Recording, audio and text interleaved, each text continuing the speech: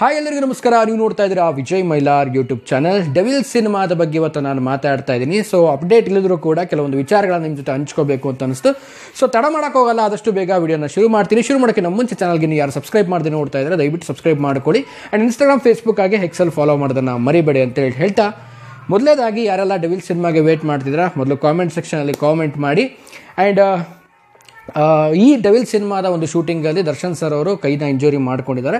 So ತುಂಬ ಒಂದು injury ಆಗಿರೋದ್ರಿಂದ ಸ್ವಲ್ಪ ಬ್ರೇಕ್ ತೊಗೊಂಡಿದ್ದಾರೆ ಶೂಟಿಂಗಲ್ಲಿ. ಸೊ ಆದಷ್ಟು ಬೇಗ ಶೂಟಿಂಗ್ ಮತ್ತೆ ರೀಸ್ಟಾರ್ಟ್ ಮಾಡ್ತಾರೆ.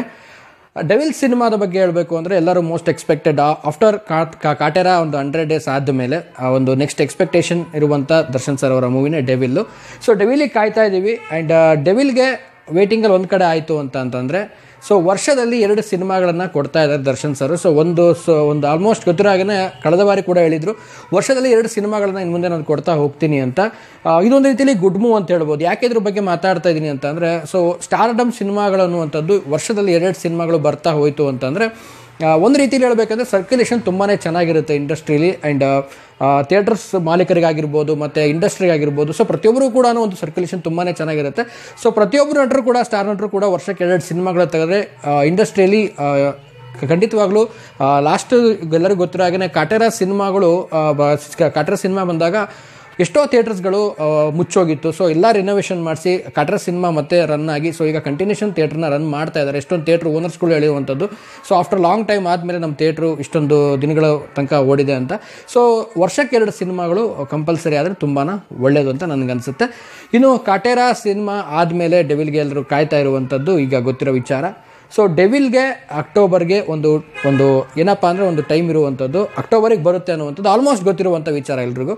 ಸೊ ಆದಷ್ಟು ಬೇಗ ಅಕ್ಟೋಬರ್ಗೆ ಬರಲಿ, ನಾವು ಕೂಡ ವೇಟ್ ಮಾಡ್ತಾ ಇದ್ದೀವಿ. ನೀವು ಕೂಡ ವೇಟ್ ಮಾಡ್ತಾ ಇದ್ದೀರ ಅಂತ 100% ಅಂತ ನನಗೆ ಗೊತ್ತು. ಸೊ ಈ ವಿಡಿಯೋ ಮಾಡೋ ಉದ್ದೇಶ ಏನಪ್ಪ ಅಂತಂದರೆ, ತುಂಬ ಜನ ಕಾಮೆಂಟ್ ಮಾಡಿದ್ರಿ, ಎಲ್ಲ ವಿಡಿಯೋದಲ್ಲೂ ಕೂಡ ಡೆವಿಲ್ ಅಂತ ಹಾಕಿದ್ರಿ.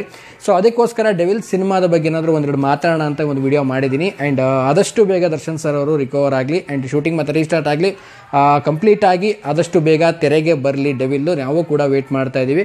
ಆ್ಯಂಡ್ ಈ ಒಂದು ಡೆವಿಲ್ಗೆ ಒಂದು ರೀತಿಲಿ ಕ್ರೇಜ್ ಜಾಸ್ತಿ ಆಗಿದೆ. ಯಾಕೆಂತಂದರೆ ಸಿನಿಮಾದ ಒಂದು ಹೆಸರು ಮತ್ತು ಅವ್ರು ಬಿಟ್ಟಂಥ ಸ್ಟಾರ್ಟಿಂಗ್ ಒಂದು ಟೀಸರು, ದರ್ಶನ್ ಸರ್ ಅವರ ಒಂದು ಲುಕ್ಕು ಕಂಪ್ಲೀಟಾಗಿ ಒಂದು ಡಿಫ್ರೆಂಟ್ ಇದೆ. ಯಾಕಂದರೆ ಕಾಟೇರ ನಾವೇನು ನೋಡಿದ್ವಿ, ಆಫ್ಟರ್ ಕಾಟೇರ ಆದಮೇಲೆ ಅವ್ರ ಒಂದು ಕ್ಯಾರೆಕ್ಟರೈಸೇಷನ್ನೇ ತುಂಬಾ ಒಂದು ಚೇಂಜ್ ಆಗಿ ಕಾಣ್ತಾ ಇದ್ದಾರೆ. ಸೊ ಏನು ಕತೆ ಏನಿದು ಅನ್ನೋದನ್ನು ತುಂಬಾ ಒಂದು ಕಾತುರತೆಯಿಂದ ಕಾಯ್ತಾ ಇದ್ದೀವಿ. ಆ್ಯಂಡ್ ಅಪ್ಕಮಿಂಗ್ ಸಿನಿಮಾಗಳು ದರ್ಶನ್ ಸರ್ ಅವ್ರದ್ದು ಮತ್ತು ಪ್ರೇಮ್ ಸರ್ ಅವ್ರದ್ದು, ಸೊ ಇಬ್ಬರದ್ದು ಒಂದು ಕಾಂಬಿನೇಷನ್ ನೆಕ್ಸ್ಟ್ ಬರ್ತಾ ಇದೆ. ಸೊ ಅದು ಯಾವ ರೀತಿ ಇರುತ್ತೆ ಏನೋ ತುಂಬ ಕ್ಯೂರಿಯಾಸಿಟಿ ನನಗೂ ಕೂಡ ಇದೆ.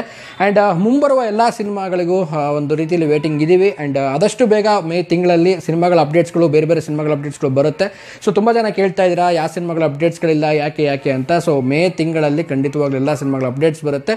ಆ್ಯಂಡ್ ನೀವು ಯಾವ ಸಿನಿಮಾಗಳಿಗೆ ವೇಟ್ ಮಾಡ್ತಾ ಇದ್ದೀರಾ, ಸೊ ಕಾಮೆಂಟ್ ಸೆಕ್ಷನಲ್ಲಿ ಕಾಮೆಂಟ್ ಮಾಡಿ ತಿಳಿಸಿ ಅಂತ ಹೇಳ್ತಾ ಇವತ್ತಿನ ವಿಡಿಯೋನ ಮುಗಿಸ್ತಾ ಇದ್ದೀನಿ. ಮುಗಿಸೋದಕ್ಕೆ ನಮ್ಮ ಮುಂಚೆ ಚಾನಲ್ಗೆ ನೀವು ಯಾರು ಸಬ್ಸ್ಕ್ರೈಬ್ ಮಾಡದೆ ನೋಡ್ತಾ ಇದ್ದೀರಾ ದಯವಿಟ್ಟು ಸಬ್ಸ್ಕ್ರೈಬ್ ಮಾಡ್ಕೊಳ್ಳಿ. ಇನ್ಸ್ಟಾಗ್ರಾಮ್, ಫೇಸ್ಬುಕ್ ಹಾಗೆ ಎಕ್ಸೆಲ್ ಫಾಲೋ ಮಾಡೋದನ್ನ ಮರಿಬೇಡಿ ಅಂತ ಹೇಳ್ತಾ ಇವತ್ತಿನ ಈ ವಿಡಿಯೋನ ಮುಗಿಸ್ತಾ ಇದ್ದೀನಿ. ನಮಸ್ಕಾರ.